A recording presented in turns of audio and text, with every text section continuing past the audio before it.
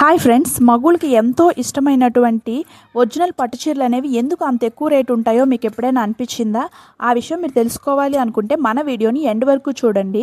ఒక ఒరిజినల్ పట్టు చీర తయారవ్వాలి అంటే మినిమం 500 నుంచి 800 గ్రాముల వరకు సిల్క్ దారం అనేది అవసరం పడుతుందండి. ఆ దారాన్ని ఎలా తీస్తారు అంటే సిల్క్ వామ్స్కి మల్బరీ లీవ్స్ని ఆహారంగా పెడతారండి. అవి మల్బరీ లీవ్స్ తినిన తర్వాత ఈ సిల్క్ వామ్స్ అనేవి సిల్క్ ప్రోటీన్ని ప్రొడ్యూస్ చేస్తుందండి. అయితే ఇది లిక్విడ్ ఫామ్లో ఉన్నటువంటి ప్రోటీను. ఈ ప్రోటీన్ గాలికి ఎక్స్పోజ్ అయినప్పుడు హార్డ్ అవుతుందండి. అలా హార్డ్ అయిన తర్వాత అది కొన్ని రోజులు కుకూన్గా మారుతుంది.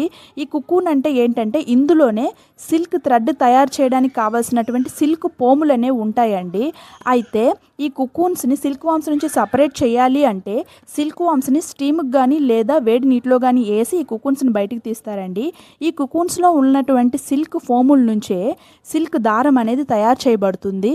ఇలా తయారు చేయబడినటువంటి సిల్క్ దారానికి కలర్లు అద్ది దానిని ఒకవేళ హ్యాండ్లూమ్లో కానీ లేదా పవర్లూమ్లో కానీ తయారు చేయబడినటువంటి పట్టు చీరల్లోకి వాడతారండి. ఇలా 500 గ్రాముల నుంచి 800 గ్రాముల వరకు పట్టు దారం కావాలి అంటే మినిమం 2500 నుంచి 5000 వరకు సిల్క్ వామ్స్ అనేవి వాటి యొక్క లైఫ్ను కోల్పోతాయండి. ఇది ఇలాంటి భారీ ప్రొసీజర్ కాబట్టి ఈ పట్టు చీరలు అనేవి ఇంత ఎక్కువ రేటు ఉంటాయండి.